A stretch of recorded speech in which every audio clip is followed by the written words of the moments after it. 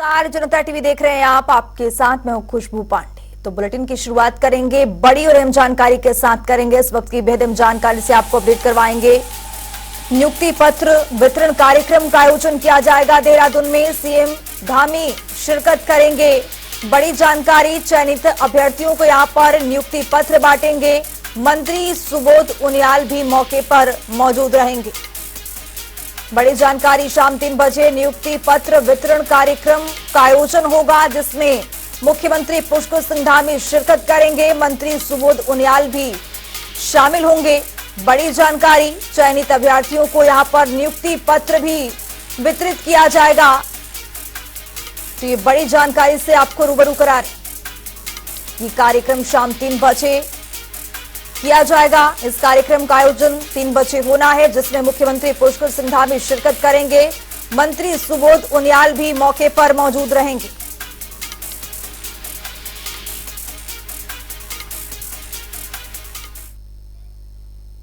उत्तराखंड में कांग्रेस पार्टी के बैंक खातों पर रोक लगाने को लेकर प्रदेश में सियासत गर्मा गई है। वहीं कांग्रेसियों ने बीजेपी सरकार के खिलाफ जमकर प्रदर्शन किया है। साथ ही बीजेपी पर विपक्ष के उत्पीड़न का आरोप भी लगाया है। वहीं बीजेपी नेता रविंद्र जुगरान ने कांग्रेस के आरोपों का खंडन भी किया है और कांग्रेस को सुप्रीम कोर्ट और ट्रिब्यूनल में अपील करने की यहां पर सलाह दी है। भारत के इतिहास में आज तक कभी ऐसा देखने को नहीं मिला कि सत्तारूढ़ दल विपक्ष के दमन के लिए इस पराकाष्ठा तक नीचे गिर गया हो, जो इस बार देखने को मिला। मोदी सरकार जो 400 पार की बात तो करती है, लेकिन अपना आत्मविश्वास शायद पूरी तरह से खो चुकी है। उसने जिस तरह से कांग्रेस के खातों को फ्रीज करने का एक षड्यंत्र रचा, वो अपने आप में बहुत दुर्भाग्यपूर्ण है और इसमें अधिकारियों की भूमिका, संदेहास्पद भूमिका से भी इनकार नहीं किया जा सकता। अधिकारियों को ये पता होना चाहिए कि सरकारें आती और जाती हैं। देखिए, पहली बात तो उनका यह कहना, बीजेपी ने तो फ्रीज नहीं किया है ना, और इनकम टैक्स विभाग ने अपना जो भी कार्रवाई करी होगी वो आईटी डिपार्टमेंट ने करी होगी। और अगर उनको लग रहा है कि लंबे समय से ये लंबित है मामला, तो उनको जब डिपार्टमेंट कोई अगर गड़बड़ कर दे जाने अनजाने में या उनके हिसाब से पूर्वाग्रह से ग्रसित होकर भी, तो ट्रिब्यूनल्स हैं, ट्रिब्यूनल के बाद हाई कोर्ट्स होते हैं, फिर सुप्रीम कोर्ट होती है। तो वो जो है अपने आप स्वयं चीजों को परस्यू नहीं कर रहे हैं। उत्तराखंड में कांग्रेस की भारत जोड़ो यात्रा को लेकर बीजेपी के प्रदेश प्रवक्ता सुनीता विद्यार्थी ने कटाक्ष किया है। सुनीता विद्यार्थी ने कहा है कि पहले कांग्रेस को अपनी पार्टी को जोड़ना चाहिए, उसके बाद भारत जोड़ो की यहां पर बात सोचनी चाहिए। देखिए, ऐसा है, भारतीय जनता पार्टी गांव चलो अभियान और प्रत्येक बूथ पर कार्य जिस प्रकार से कर रही है, कांग्रेस पार्टी कहीं ना कहीं हमसे प्रभावित है। और अब जाकर जो है इनको बूथ की याद आई, जब हमारे कार्यक्रम जो है बूथ पे संपन्न भी हो गए हैं और लगातार तीव्र गति से प्रत्येक अभियान के माध्यम से हम बूथों में पहुंच रहे हैं। कांग्रेस पार्टी हर कार्य में निष्फल हो चुकी है। कांग्रेस पार्टी के बस का कुछ नहीं है इस वक्त। तो जिस इंडी गठबंधन को लेकर कांग्रेस पार्टी आगे बढ़ रही है, वो भी नहीं जोड़ पा रही है। तो बूथ का तो इनका मैं कुछ कह नहीं सकती। लोकसभा चुनाव की तैयारियों में जुटी कांग्रेस अब अपने प्रत्याशियों के नाम को लेकर मंथन कर रही है। वहीं पार्टी के प्रदेश अध्यक्ष करण मेहरा भी चुनावी मैदान में उतर सकते हैं। प्रत्याशी के तौर पर दावेदारी को लेकर उन्होंने कहा है कि मैंने अपने स्तर से कोई दावेदारी नहीं की है। अगर पार्टी की ओर से चुनाव लड़ने की जिम्मेदारी दी जाएगी तो अवश्य चुनाव लड़ेंगे। बैठक में बहुत सारी चीजें होती है, वो सारी चीजें नहीं बताई जा सकती। 35 से ज्यादा नामों पे डिस्कशन हुआ है और मेरिट्स और डिमेरिट्स पे भी बात हुई है, मुद्दों पे भी बात हुई है और अभी पहली बैठक है। इसके बाद 1-2 बैठकें और होंगी और उसके बाद ही स्थिति जो है स्पष्ट हो पाएगी। आपके नाम को भी देख रहे हैं? देखिए, मैंने कहीं अप्लाई नहीं किया है, लेकिन हाँ 1-2 जगहों से मेरा नाम भी आया है। वो सर्वे के आधार पर नाम आया है। मैं चूंकि पार्टी का प्रदेश अध्यक्ष हूँ, मुझे 5 लोकसभा सीटों में तैयारी करानी है, लोगों की मदद करनी है, पार्टी को जिताने के लिए प्रयास करना है और पार्टी का सिपाही हूँ। पार्टी जो आदेश करेगी उस काम को पूरी ताकत से करने का काम करेगी।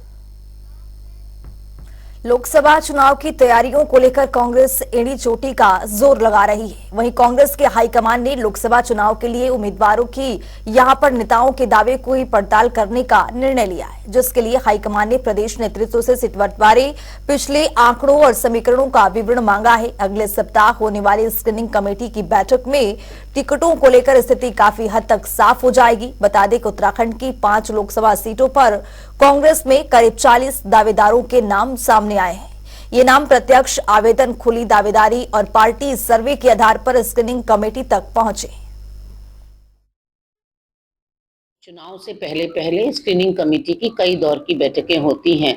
इस बार ये बैठक दिल्ली में थी। स्क्रीनिंग कमेटी के माननीय अध्यक्ष भक्त चरण दास जी, हमारी माननीय प्रभारी शैलजा कुमारी जी, हमारे माननीय अध्यक्ष श्री करण महाराज जी और माननीय नेता प्रतिपक्ष श्री यशपाल आर्य जी इसमें सम्मिलित हुए।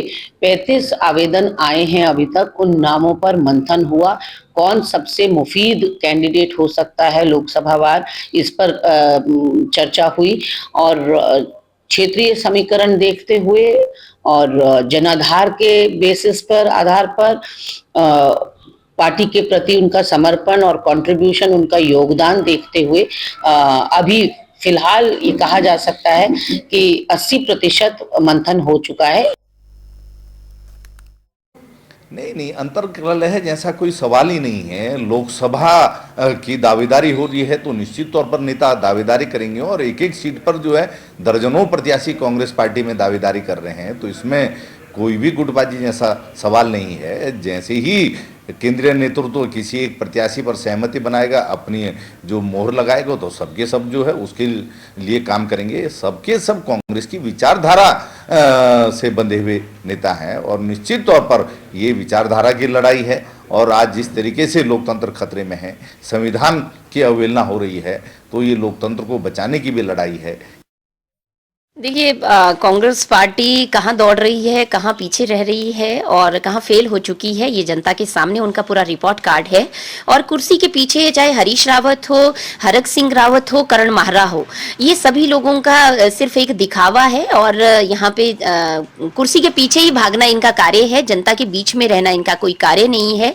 तो अभी ये वैसे भी कांग्रेस संगठन का मैटर है और मुझे लगता है कि इस पर वही लोग ज्यादा अच्छे से बात कह सकते हैं। लेकिन जहां तक भारतीय जनता पार्टी की बात है, हरिद्वार सीट जो है प्रचंड जीत हमारी भाजपा की वहां होने वाली है और ये एक इतिहास बनने जा रहा है।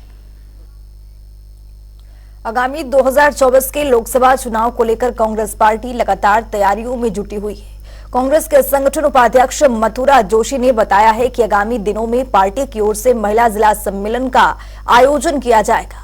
इसके साथ ही पार्टी की ओर से विभिन्न सम्मेलनों का आयोजन भी किया जाना है, जिसके लिए कार्यकर्ताओं की तैयारियां जोरों शोरों से चल रही है। इसके साथ ही उन्होंने क्या कुछ कहा, सुनिए। बहुत से कार्यक्रम हैं। अभी हमारी महिला कांग्रेस के जिला सम्मेलन भी होने हैं, दलित सम्मेलन भी होने हैं, भूतपूर्व सैनिकों के संगठन के सम्मेलन भी होने हैं। महिला कांग्रेस की राष्ट्रीय अध्यक्ष भी 22 तारीख को यहाँ पर आ रही हैं और जिला स्तर पर तमाम कार्यक्रम हम चला रहे हैं और बूथ स्तर तक हम अपनी पार्टी को मजबूत कराने के लिए हमने बूथ में जाकर पार्टी की नीतियों का प्रचार प्रसार करने का काम जिला कांग्रेस कमेटी के माध्यम से हो रहा है, ब्लॉक कांग्रेस कमेटी के माध्यम से हो रहा है। और महिला कांग्रेस है, सेवा दल का अपना कार्यक्रम है, यूथ कांग्रेस आपने देखा होगा कि विभिन्न जगहों पर कैंपेन अलग से चला रही है, एनएसयूआई के भी सम्मेलन हो रहे हैं। तो पार्टी पूरी तरीके से लोकसभा चुनाव के लिए तैयार है। मुख्यमंत्री और स्वरोजगार योजना को लेकर प्रदेश में उत्साहजनक नतीजे सामने आ रहे हैं। प्रदेश में 40 मेगावाट क्षमता से अधिक के प्लांट लगाने की दिशा में लगातार काम चल रहा है। वहीं कांग्रेस प्रवक्ता शिवपाल सिंह बिष्ट ने बीजेपी पर तंज कसा है। उन्होंने कहा है कि सरकार की कोई भी योजनाएं अभी तक धरातल पर नहीं उतरी हैं, केवल कागजों पर काम करने से कुछ नहीं होगा। देखिए, 7 सालों में अगर आप पूरे प्रदेश की खबरों को उठा करके देखेंगे तो कभी सरकार रिवर माइग्रेशन की दावे करती है, कभी जो है सौर ऊर्जा के क्षेत्र में जो है राज्य को अग्रणी बनाने की बात करती है, लेकिन राज्य न तो किसी भी क्षेत्र में अग्रणी बन रहा है, लगातार पलायन हो रहा है। रिवर माइग्रेशन के लिए जो नौजवान बड़ी उम्मीद से राज्य में आए थे वो भी निराश होकर के लौट चुके हैं। और सौर ऊर्जा के आप बोलिए ना क्या रिजल्ट है धरातल पर, सरकार को उसके भी आंकड़े जारी करने चाहिए। ये ऊर्जा प्रदेश होने के बावजूद जो है सबसे महंगी बिजली हमारा प्रदेश खरीद रहा है और उपभोक्ताओं को देश में लगभग सबसे महंगी बिजली उत्तराखंड में मिल रही है। तो दावों से भारत सरकार को आना चाहिए, धरातल पर काम करके दिखाना चाहिए। और अगर निवेश आ रहा है तो अच्छी बात है, लेकिन ये निवेश कागजों में आ रहा है या वास्तव में जो है बेरोजगार नौजवानों तक पहुंच भी रहा है, वो इसका लाभ ले भी रहे हैं कि नहीं ले रहे हैं, इसकी भी पड़ताल होनी चाहिए। देहरादून में नगर निगम ने वर्तमान वित्तीय साल में हाउस टैक्स जमा करने का 60 करोड़ रुपए का लक्ष्य रखा था। वहीं नगर निगम ने फरवरी के पहले सप्ताह में आवासीय और व्यवसायिक से 43 करोड़ रुपए का टैक्स वसूला है। देखिए, जो पिछले वित्तीय वर्ष में हमारा इस समय तक का कलेक्शन था वो लगभग 37 करोड़ रुपए की वसूली हुई थी नगर निगम को, और इस साल जो अभी तक हमारा है वसूली वो 43 करोड़ के रूप में जो है हमें भवन कर की प्राप्ति हो चुकी है, जो कि गत वर्ष से अधिक है। और इस वर्ष का जो टारगेट है नगर निगम की ओर से जो रखा गया है भवन कर के रूप में प्राप्ति का, वो 60 करोड़ रुपए वसूली का रखा गया है, जिसमें से 43 करोड़ प्राप्त हो चुके हैं। और जो अब लगभग 1.5 माह का जो समय बचा है, इसमें हमारे वसूली के प्रयास हम लोग जो है तेज करने जा रहे हैं, और जिसके क्रम में जो हमारे बड़े बकायेदार हैं उनको नोटिस भेजने की कार्रवाई की जा रही है, और जिन लोगों को बिल कमर्शियल प्रॉपर्टीज़ के नहीं अभी तक सेंड किए गए हैं उनको बिल भेजने का भी कार्रवाई की जा रही है। एसएसबी के महानिदेशक दलजीत सिंह चौधरी ने नेपाल बॉर्डर की सीमा चौकियों का निरीक्षण किया है।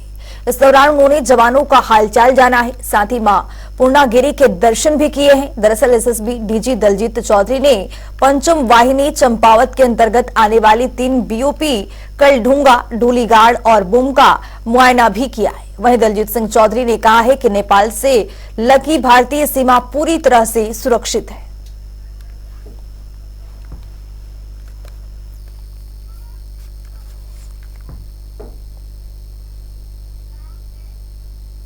चंपावत के अंचल कार्यालय में उपहार कार्यक्रम का आयोजन किया गया। इस दौरान एकल अभियान के कार्यकर्ताओं को सम्मानित भी किया गया। बता दें कि एकल अभियान पिछले काफी समय से गांव के हर बच्चे को शिक्षित करने का प्रयास कर रहा है।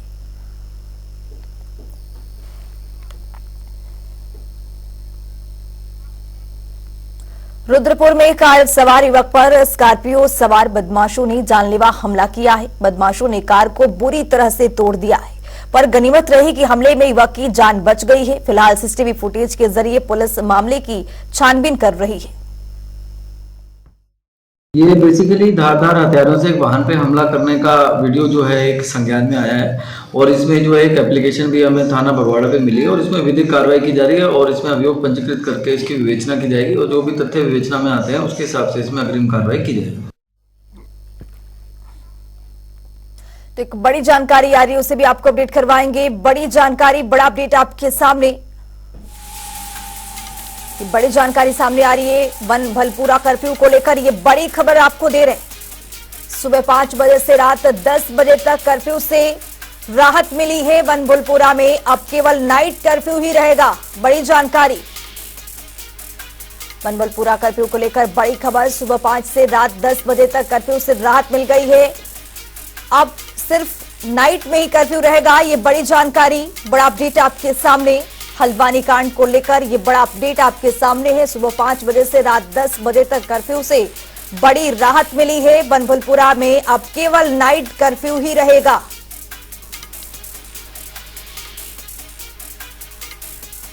तो ये बड़ी जानकारी से आपको रूबरू करा रहे हैं। तो हमारे साथ हल्द्वानी से हमारे सहयोगी संजय प्रसाद जुड़ चुके हैं। संजय, यहां पर जो नाइट कर्फ्यू का ऐलान किया गया है, पहले से 5 से रात 10 बजे तक का जो कर्फ्यू था उसको हटा दिया गया है, क्या कुछ पूरा अपडेट है?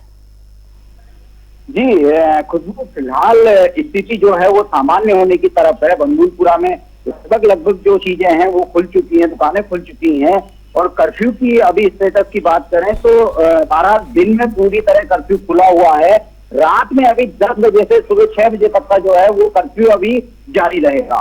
फिलहाल कर्फ्यू की अपडेट यही है। एक दो दिन में उम्मीद जताई जा रही है कि नाइट कर्फ्यू में भी थोड़ा ढील दी जा सकती है। संजय, यहाँ पर क्या पहले की तरह व्यवस्थाएं ठीक हो रही हैं या फिर लोग घर से बाहर निकलने को लेकर, दुकानों को लेकर क्या कुछ अपडेट है उसको बताइए। जी, पहले से काफी बेहतर व्यवस्थाएं हैं। लोग घर से निकल रहे हैं, अपनी दुकानों प्रतिष्ठानों की तरफ जा रहे हैं, रुक कर रहे हैं और काफी हद तक माहौल जो है वो सामान्य होने की तरफ है। हल्द्वानी में जो एक तनाव की स्थिति पैदा हो गई थी, वो तनाव अब कहीं ना कहीं पुलिस और प्रशासन की कोशिशों से कम होता नजर आ रहा है। बहुत शुक्रिया संजय प्रसाद तमाम जानकारी साझा करने के लिए। तो वनभलपुरा कर्फ्यू को लेकर ये बड़ी जानकारी, नाइट कर्फ्यू का ऐलान, सुबह 5 से रात 10 बजे तक कर्फ्यू से बड़ी राहत मिली है।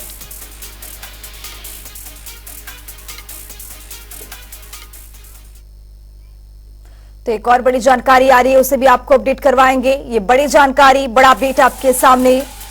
प्रदेश में 4 दिन बारिश का, बर्फबारी का अलर्ट जारी किया गया है। 21-22 फरवरी को बारिश की संभावना जताई जा रही है। तो एक बार फिर से उत्तराखंड में मौसम का मिजाज बदला है। मैदानी जिलों में ठंड बढ़ेगी। बारिश होने से यहां पर बारिश और बर्फबारी का अलर्ट जारी किया गया है। 21-22 फरवरी को बारिश की संभावनाएं जताई जा रही है। यहां पर बद्रीनाथ धाम, हेमकुंड साहिब में बर्फबारी होगी, जिससे ठंड भी बढ़ेगी। तो ये मौसम से जुड़ी बड़ी और अहम जानकारी से आपको रूबरू करा रहे हैं। बर्फबारी, बारिश का दौर शुरू होने वाला है। 21-22 फरवरी को बारिश की संभावना है। 4 जिलों में बर्फबारी होने की संभावना है। तो आपको बता दें कि मैदानी जिलों में बर्फबारी और बारिश होने से ठंड भी बढ़ेगी। तो उत्तराखंड में एक बार फिर से मौसम का मिजाज बदलेगा। उत्तराखंड में बारिश बर्फबारी का जो दौर है शुरू होने वाला है। 21-22 फरवरी को बारिश बर्फबारी की संभावना यहां पर जताई जा रही है। मौसम विज्ञान केंद्र की ओर से लगातार अपडेट किया जा रहा है। बद्रीनाथ धाम, हेमकुंड साहिब में बर्फबारी होगी, जिससे मैदानी इलाकों में यहां पर ठंड बढ़ जाएगी। तो मौसम से जुड़ी ये बड़ी और अहम जानकारी आपके सामने। तो उत्तराखंड में आज से बारिश की संभावना है। मौसम विभाग ने अधिक ऊंचाई वाले इलाकों में मध्यम से भारी बर्फबारी का भी अंदेशा यहां पर जताया है।